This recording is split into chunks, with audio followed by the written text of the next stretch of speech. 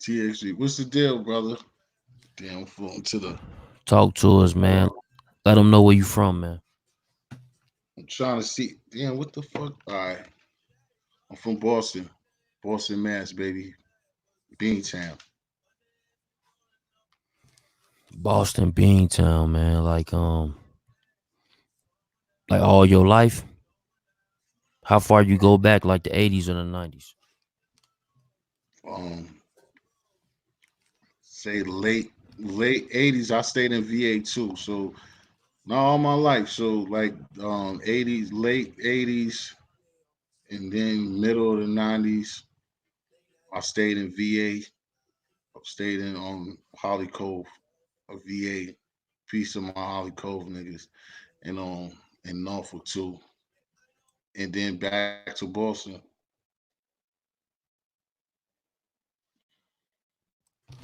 No, no doubt, no doubt, no doubt.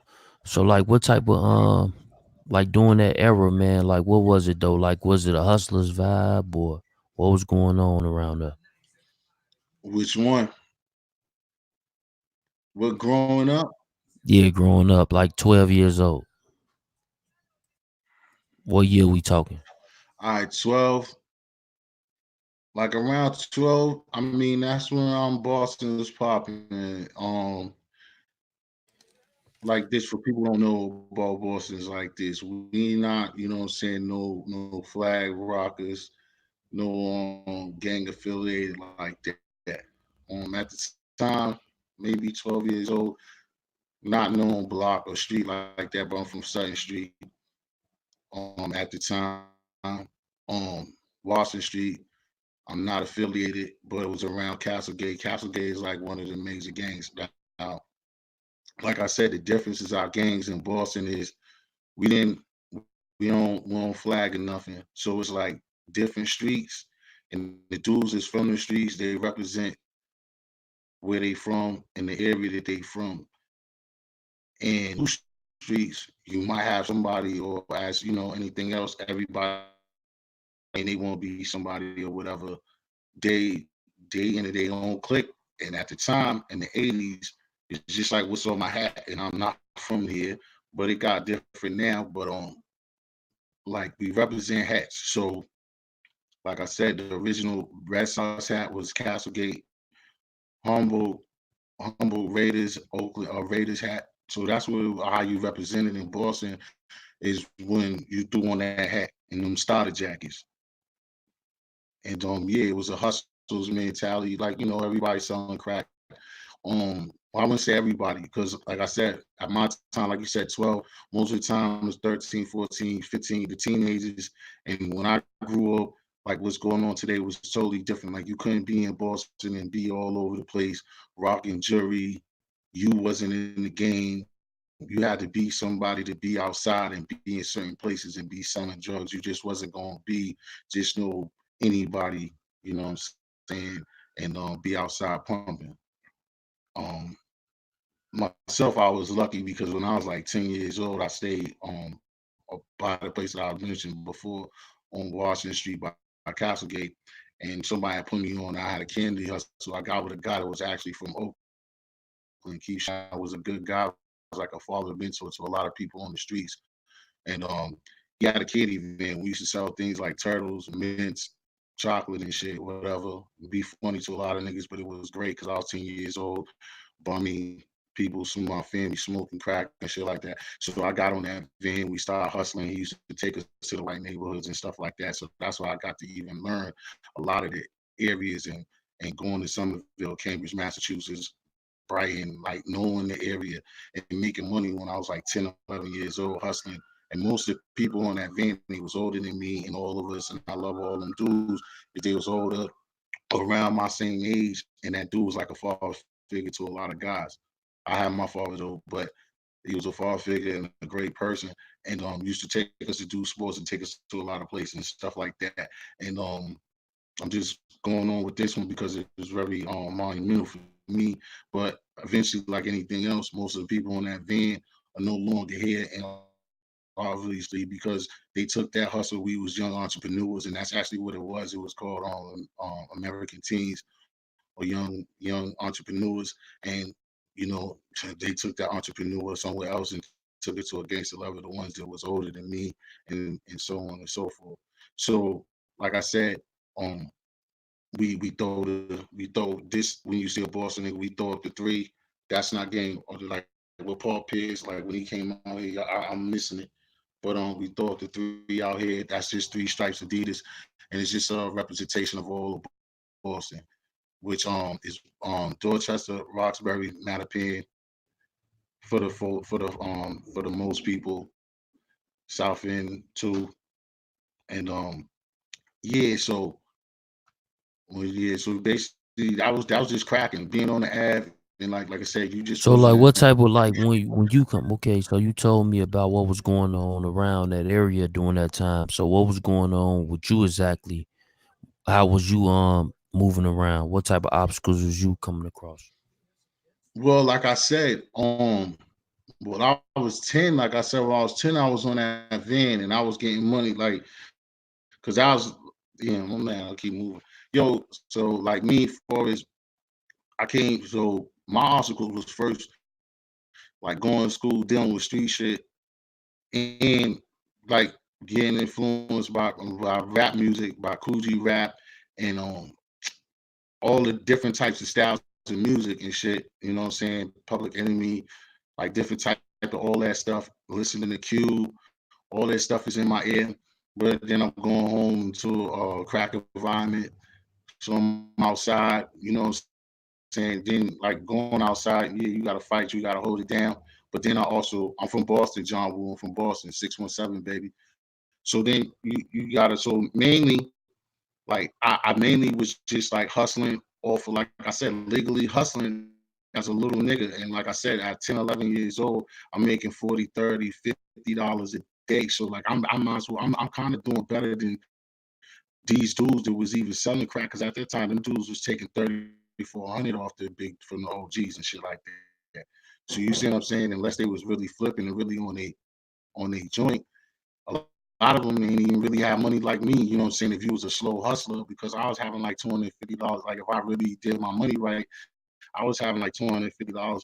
11 years old, I probably had like 200. I was holding down my whole family, like I said, because me and my little sister used to be struggling. My peoples are smoking. You know what I'm saying? So I'm you that nigga. yeah. So you saying hold on. So you saying at 11 years old, you was pretty much holding down your whole family, making Yeah, your my 250 in the street. yeah, like I mean, it probably take me a week but it probably take me a week. I ain't gonna gas it, probably, but I would work on that No, van. I know what you mean. Yeah. So yeah, about that, I ain't gonna go recant on it. And I used to try to stash my money and come up, you know what I mean? Because without them, my people are smoking. So all the Adidas, all the clothes that I was coming up with, I was buying that shit on my own. My parents ain't brought me no clothes since I was probably like 8 years old. So like Like I used to have so to buy soap. When I look so at shit like like what you shit, saying is like let me bring you back to something. So when you coming up and you seeing the way you get money is, you know what I'm saying, the result to the streets and hustle, right? mm-hmm. So when you going through this type of environment, you hustling and you gotta eat and your family gotta eat. But how do you feel about like are you hustling the same thing that your family is using? Nah, see, that's the thing. That's good. That's a great question, brother. Like it took me a long time because the funniest thing is I had the yin and the yang from a young situation. That's why I think it saved me within God too, is because I was double parent. Like they both was getting high, but then I still was shook from my parents because my parents, even though it was getting high, when they weren't getting high, they was regular parents. Like they was on some shit, and I still had to respect them, and still I didn't really want to run in the streets neither. I wasn't never like I never like sold crack, yeah. And I mean, even up till like when I really got in the streets and really started doing that, yeah, I never really kind of. I think that's why I didn't really excel in that shit because I didn't really like selling Hold on, crack. your mic is sounding a little off right now.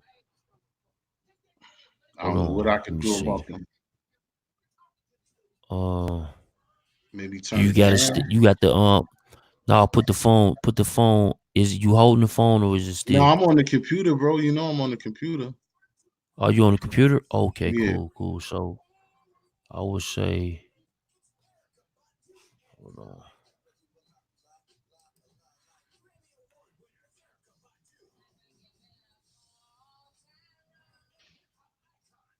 All right, let's keep going. You hear me? Yeah, yeah. All right. You remember what you was at. So I mean the last part I think what you was asking me Ted, was salute. yeah, what last thing you was asking me is like for the further to move on is like maybe 5, 6, 7 years later or whatever. Even when yeah, that definitely yeah, Roxbury, Dorchester, Mattapan, out the Crawfords. Okay, Timmy Tap, I see that. Yeah, Mattapan, Sutton Street, Dorchester, Esmond, Strong, Grove Hall, nothing nice downtown. You know. So yeah. So like yeah, I think that's like I was saying. I think that's why I never really excelled into selling crack anyway, and never really excel. I mean, try to be a boss player with it because like I'm a different type of animal, different type of cat. I'm not. That's why I think also with God, I'm not a jealous person because I never like was one of them type of kids that like that shit blew my mind. I mean, I would see things and it would be exciting and I would see dudes with girls and I know it's because of what they doing, but it never really excited me because I knew that that was the same thing that was punishing my home whether a motherfucker think that's corny or not, but I'm a person that was affected by that fully. So I like never really did that because like I said, especially at the time, like I'm telling you, like I went from like the craziest thing, yeah, East College get busy, Timmy Tap. Like, you know what I mean? I never really my Cape Verdean stand up. Like I never really got too excited because like I told you before, when I was young, even at 12, so like I was on that candy van for like 2 or 3 years, like 2.5, and the dude helped me get them sneakers and stuff. So I'm doing stuff legally and getting like I told you, unless you like, I mean, of course, a lot of niggas made more than 250, but I'm doing it legally and I'm still going to school. You know what I'm saying? I'm playing like I'm not playing for school, but I'm playing football. I'm still living like a regular kid. I see what's going outside, and people is more involved than me. I'm not a person from a big family. So it was like certain things that I had to like figure out what was going on and protect myself in the right way. So I think, looking back and stuff, I did a lot of things right. And like I said, man, I don't know the nature of the trees, the soil me, where I just wasn't too infatuated by that shit. So as again, once I even got older to the point, like I said, the pumping, I mean, I majorly so like I always think about the joke about it. I probably sold like about an elephant and a half of weed though, but like the crack game never really excited me like that. So like when it came to like movies like Blue Hill Avenue, But they made that in was it Canada, a but it relates. My fault. I yeah, answered was what it you a good got. depiction of what was going on during that time frame? Like even when they was younger? Yeah, I mean, see, yeah, because I got you. You get into the good joints because, like I said, I'm only going on answer to and elaborate. But it's a good depiction. It just sucks that at the time of the money, everybody's going to Toronto, and it shot in Toronto. It wasn't shot in Boston, but it kind of gave a good depiction in certain ways. Like except they ain't put Shea Vus in there. You know what I'm saying? If like anybody know Boston, like you would want to put Shea Vus in a situation of a movie. You know what I mean? But Shea Vus works because I just threw it out there for y'all as like a skating ring in Mattapan, which was very dangerous, especially for a lot of cats that's not from out here. I mean, from like it was in Top of it, Mattapan Mino. and in Murder Pen, where I was from at the time. Again, I rep Murder Pen in Dorchester Moore, but it was in Mattapan, and that's why I give it to to like South End, to Roxbury Cats, and dudes that are tough that come from more further up that would come to Chevu because Chevu's is a skating ring, but that's what you did when we was teenagers, and it was a couple of times a week, Saturday and Sunday or whatever. But them Roxbury dudes, like we home, you know what I'm saying? And they had to get on this bus to go home, and like niggas get fucked up going to Chevu's, you know what I'm saying? And like with them kids from other places, they're coming there, take that risk. So did you have any like when it was going on, like even like I didn't see it in the movie, but was it any type of, because it's East Coast in New York, they like to move around. Was it any type of influence during that time with New York? What you mean? What type of influence? Like, was New York guys around? Oh, I mean, see, that's why I always give them like Doobie Sandbrook. Like, that's one thing I give New York. New York niggas, wherever they think some money's at, they're gonna go. That's why I give a New York motherfucker. They if they know some money there, they gonna go. Oh, you nigga, Vincenzo and Murder Pen, yeah, Murder Pen, no doubt. That's a nigga put Hick Street up there, Sutton Street, Spartan Dogs. So yeah, and Theodore too, and Wilson. I'm sorry, cause he's must be from out here. He know what's popping, so I gotta give a shout out. And Esmond Street, I gotta get shout out in Grove Hall again. But yo, nah, I mean, we always had, like I was telling the kids from out there that I talked to, we always kind of like had issues with, you know what I'm saying? We the baby brother, we the Right. baby brother of them. So, and we always had smoke the all night. Like if you know about Ray Benzino, also, them motherfuckers always held us down and went to New York and got busy, went to Cali to let people know about Boston. And like how you kind of asking, and people don't know. And what I was gonna get into is like, it's not all white people. And it's a lot. It's like I said, it's those hoods that I said, and then especially as time goes on, you have the crazy Lynn City, which and it's Atlanta Kings out there, Cambridge, even Chelsea is mixed divide. Brockton, how the hell I'm gonna forget the Brockton's where Marvin Hag was from? That my cousins from out there was a big Willie. Brockton get busy. They now currently, of course, So let me ask you something though. Like with the like when it come to Boston, but we and it's a big Irish too influence, right? He's But like I was Irish. telling you, not no really, no, it do, but it ain't really have no influences on us. We On yeah, that's what I was about to ask you. Did it have Nah, any influence nah, on definitely it the happened. black Only culture? influence it had on us is, well, I'm too young for it to really on it, and what I went through it too is the only influence that it really. Cause see, this is how it is too that I left out. It's like what I said, what I just gave shout out to is the Shevu things like this. We really, especially with them being white, we have no reason to go to South Boston. So but I ended up going to school there. Just like if y'all ever Google up in South Park, we got bus. So what happened was they shipped vice versa. They shipped them kids deeper and let us go to South Boston and the South Boston, the whiteys, you know what I'm saying, they rocked up the buses or whatever.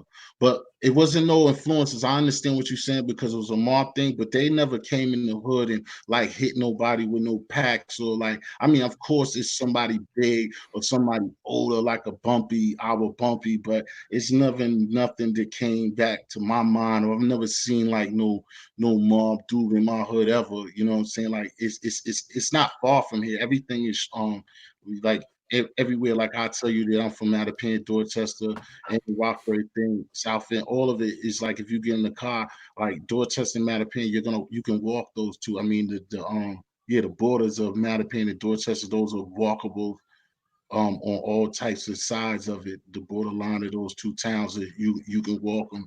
You know what I'm saying? But and saying at the same time, what you asked me about the Irish is like when I was growing up, like you asked me, most of the time, if you from Mattapan, you stayed in Mattapan. If you from Dorchester, you stayed in Dorchester. You from Roxbury, you stayed in Roxbury.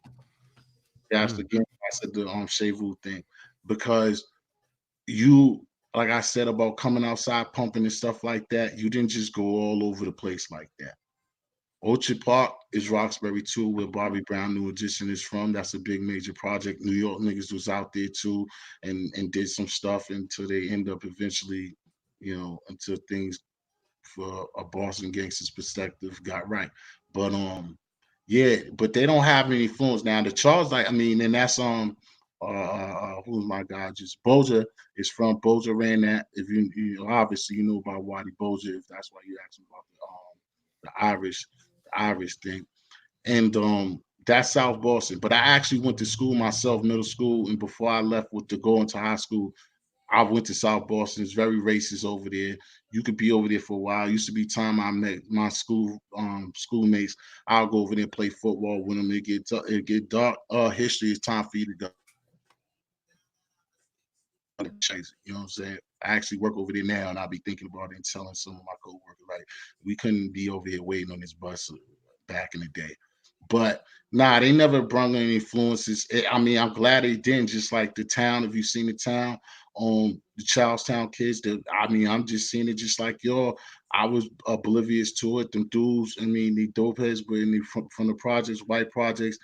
Um, but those kids was out there, bank robbers. They're known to everybody out there. So let me hold on before Our you white even. folks are definitely serious, and our white girls. That's one thing I'll tell you. Both of them species out here, like you're Boston, like you go to the Garden, you go to Celtics game, popping that shit. You go to the Patriot game. Like our white people out here are very serious. Like So you got let me that. ask you a question, right? So when it come to like you said that white people got their own projects or different races, like everyone got their own. Is it that segregated where everyone has their own? Like if you poor, you live in your own poor neighborhood with your race, or if you rich, you live in a neighborhood with your rich race. How is it? Okay, you gave it back to me. Something like that in a way, like I can't think back then. Well, I would say it like this. When I'm from, like I said, Mattapan is like this. Mattapan is the majority of Mattapan is Haitian people, West Indian people, and black people. Dorchester is the same, but then Dorchester got Spanish and Dominican people with them. Roxbury the same, like Mission Hill projects the same. The projects got black and Hispanic people. So like everything I'm gonna tell you, this Boston like is black. That's why I think I told like I had a brief conversation with you too. Yeah. Well, no, all of them mixed with Roxbury got Spanish people. Mission Hill is Roxbury, bro. But anyway, like I told you, before, it's like all of the projects, because we don't have many projects, but all of the projects have black is mixed, don't have black, Spanish, and Dominican people. But then, like you said, for nationalities, when it comes to all of us that's supposed to and understand and recognize that we're black, we're all black together with different Mm. nationalities speaking. Now, South Boston, them Irish people, like you said, most of them over there where Waddy was at and where it is now, like now it's segregated. I mean, it's integrated like a month. Like you have black, Spanish, you have everything in them projects where they was running. Now it's just like if you go to A Street and D Street and stuff like that, it's nice little places and it ain't nothing but white because it's just white and you wouldn't want to stay there if you was black. But there is a sprinkle. It's a little sprinkle. Gotcha. Gotcha. So like let me ask you a question. So now like now we move you about 18 years old, man. Like who are you at that point and what type of environment? First give me the environment. Is it the same? And then let me know what you was doing during that time. Well, it's kind of tough because you skipped a joint that's always funny because in my teenage years, my early teenage years, to like then, so we gonna get. I mean, because we're gonna do this on another time or whatever. My teenage years, because things was getting so bad with the crack epidemic, is that both of my parents are from down south, are from VA. So we moved to VA those years that they're So talking. tell me what age is that? What age you So I still at probably then? stayed in VA from like 14 to 18. Like my shits though, when you smelling your nuts, I lived in VA.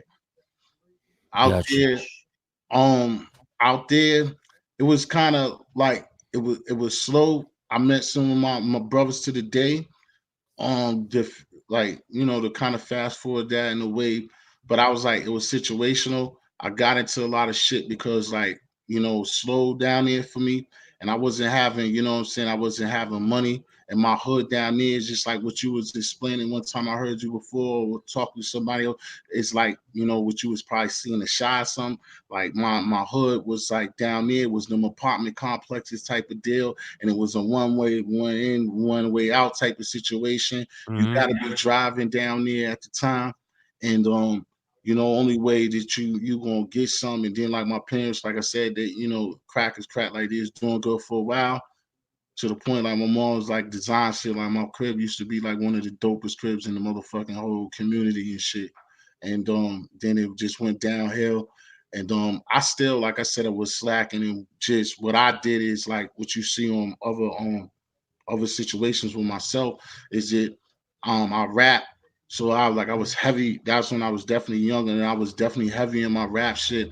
And I used to play rec ball and play ball. And like I said, I met some of my brothers, Long Boy, Paco, Ron J, best friends ever. Still got into the day without me even being out there for 20 years.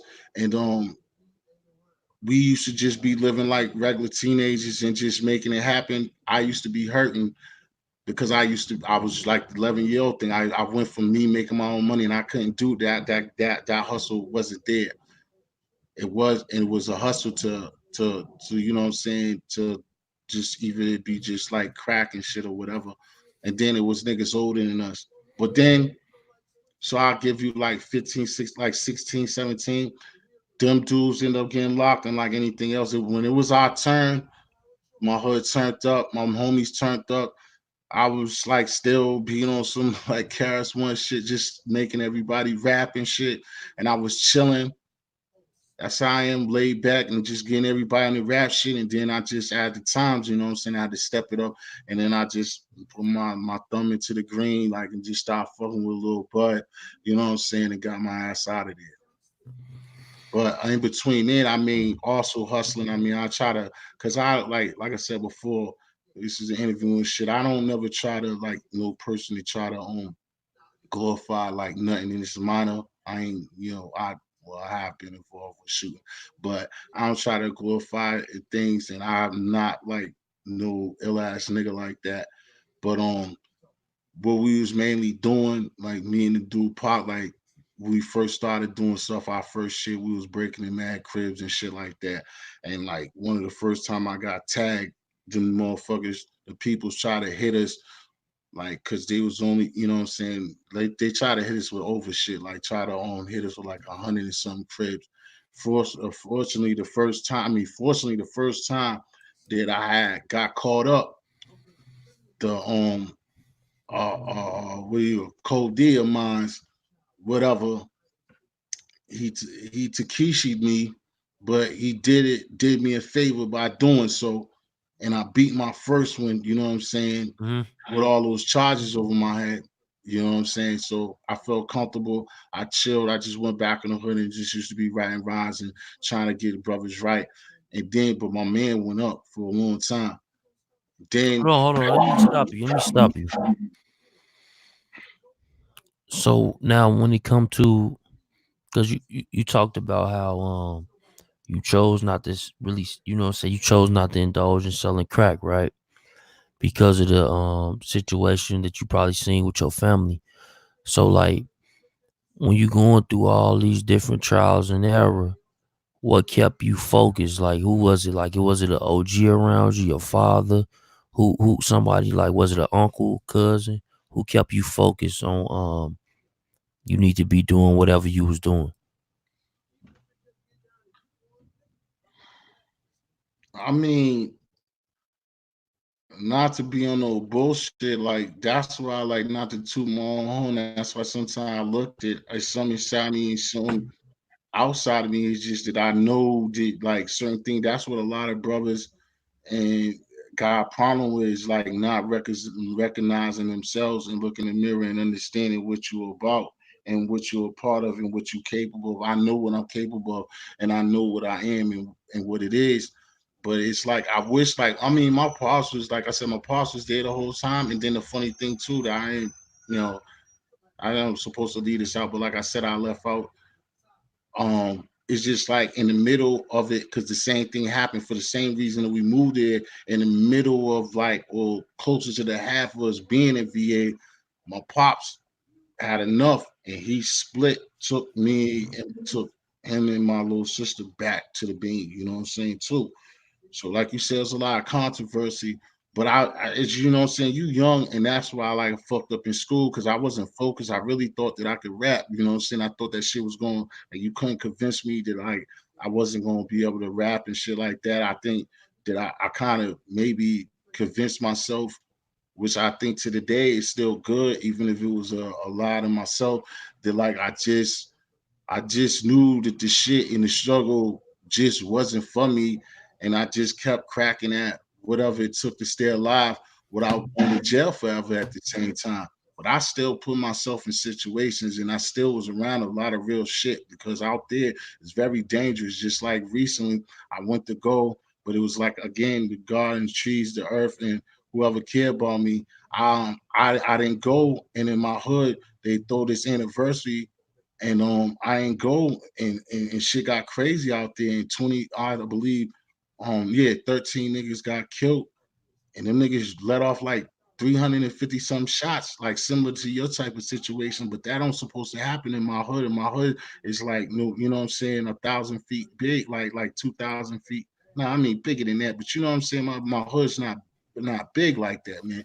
And 13 people got touched, and like it was just all crazy. And I didn't even get to go out there. And it was just like, and then we went to the city. I went to the city with my sister and my mom's, and then I was calling, getting the calls, and people, it was crazy out there. That shit made CNN. Holly, like I said, Holly Cove, Virginia. You can look that up. I mean, it's Chesapeake, Virginia, but I call it Holly Cove, Virginia, because it's Holly Cove. You know what I'm saying?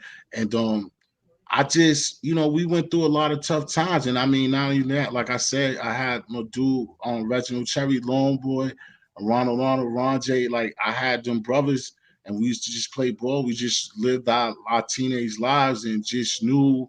And again, like my man Paco, the other guy, a part of the square, also used to say, is like, it's like our hood wasn't even really like a ghetto or hood. It was more community. So like we all knew each other, and like even the beefs, like nobody really like I just said, that catastrophe, the tragedy, and that shooting that happened at that memorial that they had, nobody, like we didn't even get locked up for pumping or nothing out there. Nobody ever got killed. None of my teammates and nobody that was in my hood ever killed each other out there. So that really rocked them people. You know what I'm saying? In all the years I stay out there for 4.5 to 5 years, and people been out there all their lives. And it was a couple of murders even when I was out there with my people. So now I'm contradicting, but it was one murder. I try to gloss that my people's apart, but like that shit didn't happen for one time to like quadruple in one night. Like really, you know what I'm saying, really fucked up that situation. And like I said, I think what you asked me is just more or less that I just I just stayed on top because that's like I said, OGs, I love them. I had them out here. It's some in another part of Virginia, and it's some out there too, but it wasn't an everyday thing. But it was people because, like I said, it was more love and community out there more than anything, more of the enemies and us beefing with each other. Even the older people, like I said, we kind of almost have more beef with the OGs of that community more than anybody else. But one thing that they did is when they did some crazy shit with with some people in Portsmouth, with a town that's known too, that's supposed to have been tougher than us or whatever. They let us know when they jack them kids up that yo, we gotta be strapped up and ready because they're gonna come through because they did them dirty, and like just shit like that. So they put us on to let us know to be ready. But for the most part, I think having my brothers is we call each other the square, Long, Paco, and Jay. We the square, and like we helped each other. And like I said, I won't diss no older person. It's people that came through in the way that I'm probably not thinking of like that, but it wasn't no everyday person beside myself, God, the trees, energy, what type of person I am to keep myself away from that mess. Mm. So like during that time, did you have like a spiritual advisor? Did you did you go to church? What was it? Or you just left all that stuff alone? Like you telling me you just did all that from just you know seeing what was going on and just knowing that subconsciously you don't want to be that way. Excuse me. More the latter, bro, because I never went to church. Like, I mean, I don't, I mean, I could be disrespectful to others or even myself in a way, but I don't know nothing about the Bible like that, bro. Like, I think I know that Not I'm even hold on. Let me stop you there. I ain't talking about just the Bible. When I say spiritual advisor, I mean like no, just somebody to keep you motivated. okay. Nah, those are my, I kind of seen. I'm just saying that I didn't know because I mean some people would probably take that as being disrespectful that they don't know the Bible. But I wasn't but no, I just know you know, you got this shell, you got this system, you know yourself. I know that I'm a spiritual person, you know what I'm saying? Period. So like I said, again, it's like I understand what you're saying. And then like, yeah, like I said, I didn't see it's just knowing yourself and then being in that thing and like I said, I went from a city to a country. Now it's not like it's kind of better out there for them to get along and stuff. And I ain't drive, so like you gotta be driving down there and stuff like that. So we ain't get to do nothing but see each other every day and do certain things. I mean, we went out, we got parties in certain time, and we went to Virginia Beach, we went, you know, the Pharrell's Hood and the Cliffs, seen them. Like we went out to them places and did certain things, but for the most part, we stayed in the hood, so it's just like it gotta be, you know, life gotta be better than this type of shit. You know what I'm saying? And you know, at like I said, at the same time, it's just like even though you seeing shit, it's like I said, mainly what you're looking for is just like even coming back up here and being up here from the beginning. It's just like I'm not no follower, bro. Like I can be around stuff. I've been around a lot of people, but I was never no follower. So I think that kind of like really sums up what you asking me on that note. It's just like knowing yourself, even though it's kind of at a young age, you know, just kind of knowing yourself and not like overdoing stuff, you know what I'm saying?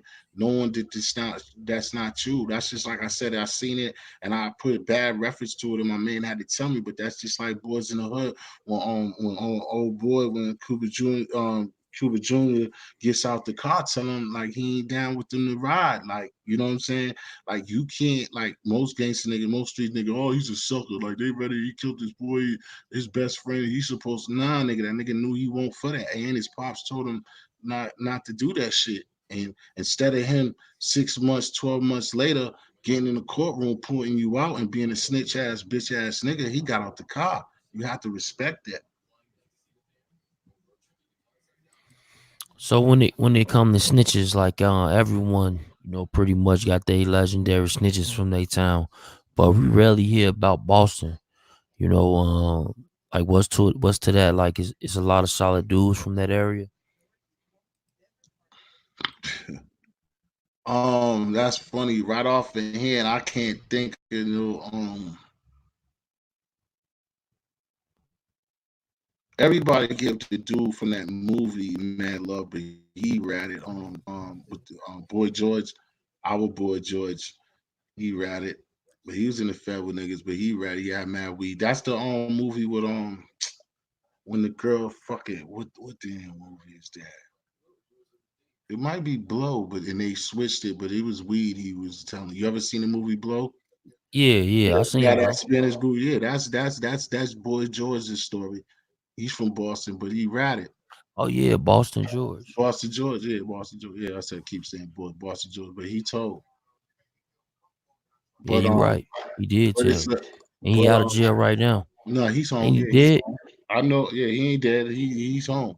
But a lot of and I got niggas that like I told you, the niggas from my block that went up. Nigga, a couple of my men, my closest men, he said Sean Cody. Yo, you got me fucking saying Sean. I don't even know. Listen, oh yeah, nah. But see, that's one thing that's fucked up. I ain't gonna front. I mean, within our city, yeah, we got it bad out here, man. I mean, early in the game, that's what another on another level. Like I'll be trying to tell people, I don't even know why they be bringing it up, and I think I put it on a little live that I had. It's like I don't. That's why I kind of don't like certain people that'll run up on me or be in a situation and be like, yo, you was talking to him. You know he be talking and he talk. Well, tell that man that. Do something about it because we got him bad out here, bro. We got him bad out here. Like we got him real bad out here. And like he keep putting up Timmy Tap, like a lot of people, you know what I'm saying, back in the days, like we went past and what you asked me, like, you know, back in the days when I was coming up, 90, 91, if that was on your joint, that it would be very old school status, very bad for you. You'd be lucky if you make it or you'd have moved to Atlanta or some shit like that. But right now, I mean, it matters where you at and who you rat on. But we kind of got it a little bad out here. It's definitely ain't gonna try to make it. It's a lot of real solid dudes and a lot of people get busy out here. But it's a lot of niggas that yeah, it's a lot of rats. Definitely, A lot of jealous rats. A lot of motherfuckers tell old niggas because they don't like what the fuck they doing. Banana eating style. No, hold on, man. No, I definitely understand that, man. And you know, when it come to that type of behavior, it's a lot of things that's going on in the media right now. Let me ask you a question. So when it come to, you know, say that your father is a rat, does that automatically make you a mouse? Meek Mill said it in his rhymes. You know, Philly Cats, King Garner, he pretty much goes with that slogan. You know, Meek Mill said it first. If your father's a rat, they make you a mouse. So I don't believe that. So I want to say that on record. But I just want to hear how you feel about that. I mean, first of all, I'm gonna say, did I know? And I be talking about it a lot. The niggas don't have common sense no more. And my answer to it with common sense would tell you that that's fucking stupid because everybody is their own individual. Now I can understand if you trying to like emulate to the fullest or like do the same thing as your father, whatever. It's just like Michael. Don't you guys know that the Michael Jordan that everybody loves of basketball, he has a son. And he can't play basketball like Michael Jordan. So that's Salute Eric for being a member of the channel, man. Salute you, fam. that's my reverse. That's how I get down. I make metaphors off of things that might not make sense to others, but Michael Jordan's got a son and he can't play basketball, bro. Well, he thinks he can. He probably could play better than me, but he can't play on a professional level. So my answer that you asking me straight up, I don't believe in that bullshit. And that's how a lot of things always get misconstrued and how things are always represented and always given to us and how people follow, like I said before, not being a follower and being a leader of your own life in your own mind. It's like not fuck Meek Mills, but like you're listening to Meek Mills talk about somebody that's a rat, and like we all know this, and I'm not gonna go heavy into this, but again, you're listening to somebody that every day and all the time he's dapping and hanging around a bunch of people that doing a lot of things that's not righteous and that are rats. So that's ridiculous. But like I said, the answer straight up to me is like, no, you're not no rat because your father's a rat. That doesn't make any sense at all. You don't got shit to do with what your father did. And you know what's interesting? I actually did a video probably about a week ago with my boy who was just in here, Wild Bill Radio. Salute Wild Bill Radio. Y'all go follow my boy as well as T History on YouTube. But the thing is his man's was in his joint on the live with an elbow, right? And he asked him about his father, and he was like, "Yo, what's up with your pops?" He was like, my pops dead to me, fam. He been dead for 10 years. And then he got to saying that his pops died the moment his pops became a snitch.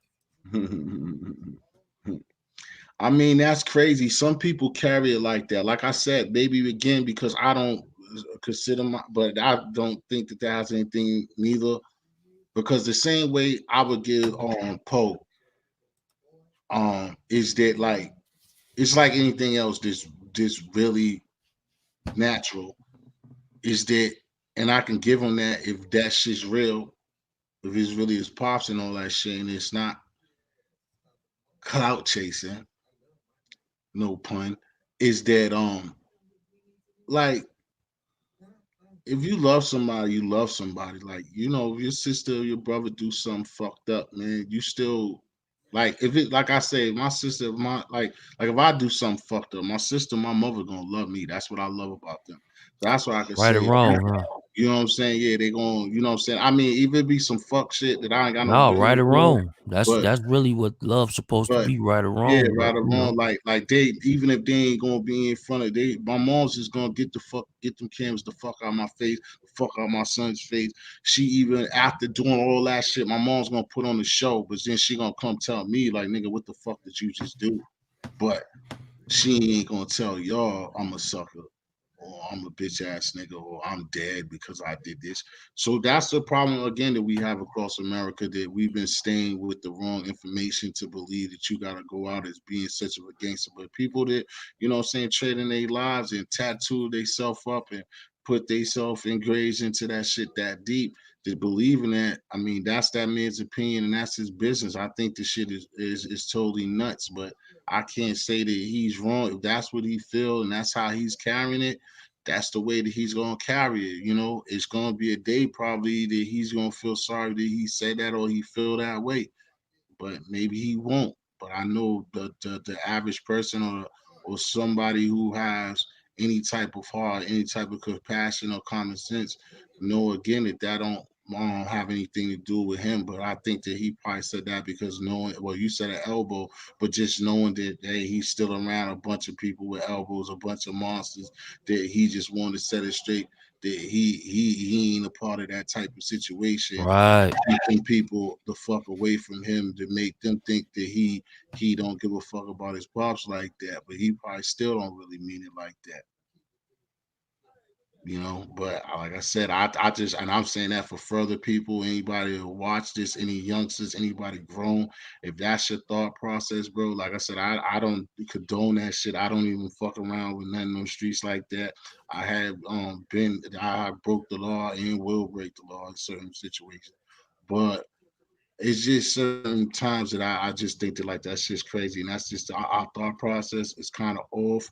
We've seen that these type of tactics and certain things that we living by this code has not worked for us, and a lot of things that we be doing to each other don't work for us. So I mean, you gotta realize and recognize something has got to change, and that type of mentality for another brother as the dude that you said, I'm not gonna repeat his name, but to sit up there and tell somebody, oh, you're a mouse, oh, you what your dad is. Yeah, he's talking about Meek Mills. Meek Mills have a record where he says that if your father's a rat, if your father's a rat, that makes you a mouse. And then, like I said, it's Philly because King Erna, that's his slogan almost. The same thing. Hmm. Like I said, that the only thing is, and that's what I said on off air to somebody, like you can't be what that guy says he is. Preach what you preach on one tongue or one cheek, and then So how say, you feel about like Boston? Do y'all have like Muslim culture out there? oh, we got a solid moss out here with Okay, mosses. hold on, hold on, hold on, hold on, hold on. Let me ask you something then. So when it comes to that, right?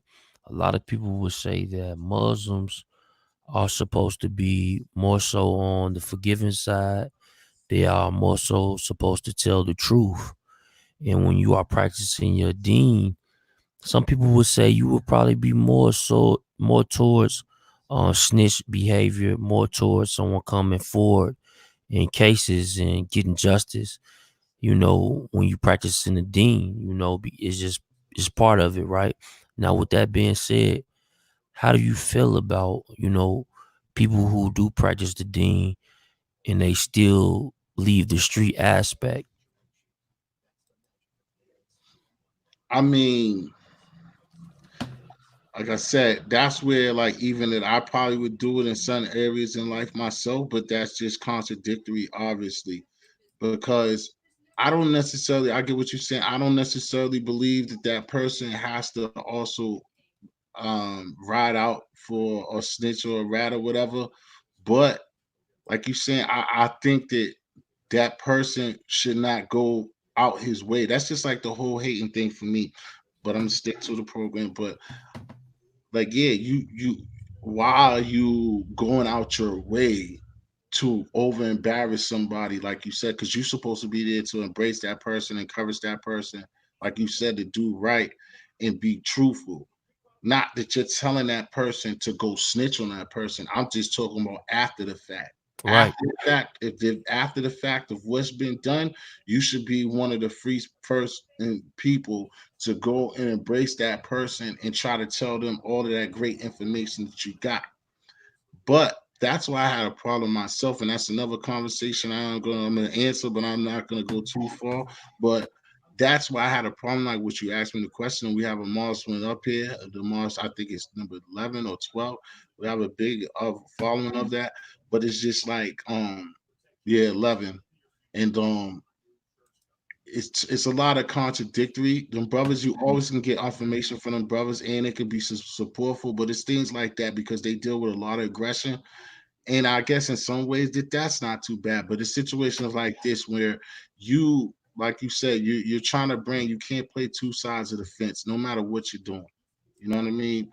So you can't sit out there and one cheek, one tongue, and tell people, oh, you're not this and you're not a good guy if you're running your mouth. But then you tell people to be honorable, and you're kicking knowledge, and you're supposed to be about embracing people and see them better their life, because a person can rebound for things that they've done in the past. You know what I mean?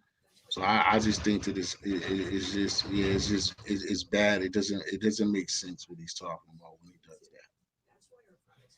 that. No, I get it. I get it. I get it. I just wanted to ask you that question, man. I bring it up a little bit because I just want to hear people different perspectives on it and their thoughts.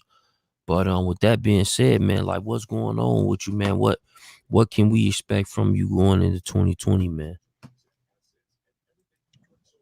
Well, we here now, 2020. Like I said, I just need the blessings for everybody to eventually come around to me working on the T History channel. I'm also, trying to kick it and try to work something out with this brother, Death the Clout Chaser, wherever he at in the world. And I also gonna put some music together at least by like March or April, even if it's like 5 joints and then I name it something. I don't even got it in process.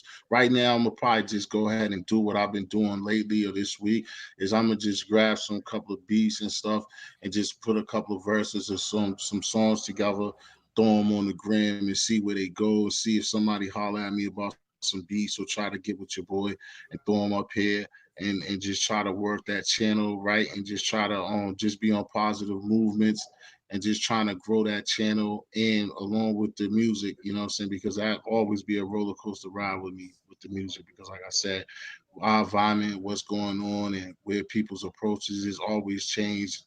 I end up being bipolar because of the situation of the audience and where people think music's supposed to be, and that type of thing. But I'm gonna be messing with the music, and I want to build with brothers.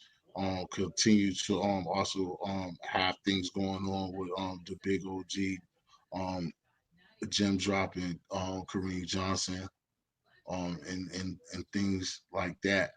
They just have sit downs and politic about life, and just try to you know what I'm saying, trying to embrace this culture the right way without hurting anybody, without, and tagging anybody's lives, just trying to bring lives and save maybe the youth. And also, like my approach that I've been trying to tell people too, we also got to save middle-aged people too. We can't always just be like about saving these kids. We also got to save people this a nice 10 to 35 to 62 too, because those are people, even though they had a time to get themselves right, they've been through, there's a lot of people that have been through things like me and more than me, with me just telling half of the story I told. I mean, kind of a lot, but yeah, it's a lot of people that have issues. And one last thing on that note, I just want a lot of brothers and sisters to understand that don't hold nothing in your chest, and let things build up.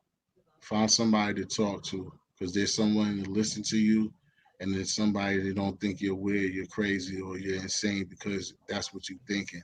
Because if you don't, it's gonna mess your head up, and then you're gonna lash out on somebody or do something crazy that doesn't deserve it, including yourself. Dope, dope, dope, dope, dope, dope, man. I definitely dig that, man. Shout out your social media, man. I just got the on me on Facebook. I'm Juan Hicks.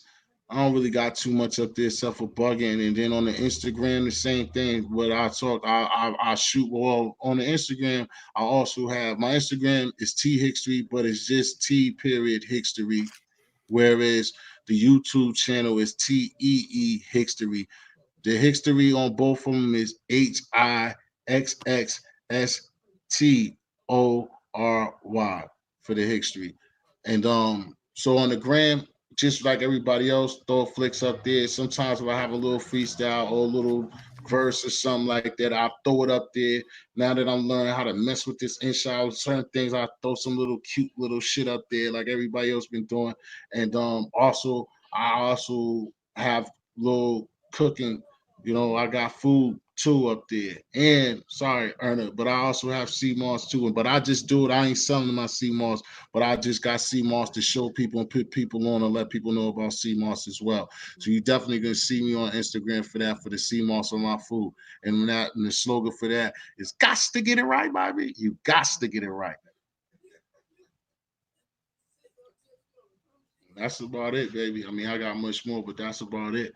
And you definitely got to check out my man, Death of the Cloud Chaser. Like I said, he's on fire. He's been putting it down, been busy for like the last, 2 weeks straight. You know what I'm saying? And he got me up here. And I hope a lot of y'all just get in tune and sub me. And just know that we coming, man, from all different type of angles. Nah, it ain't. That's why I told you Tim Tap. Nah, it's HIXX story. Nah, not the regular Hicks. It's H it's HIXX story. And they gotta be together.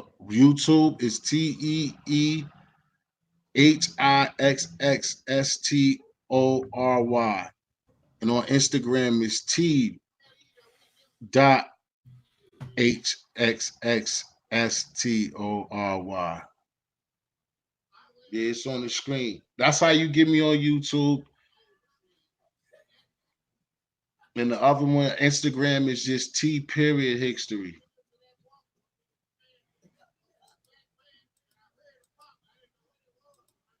Right. Good looking, brother.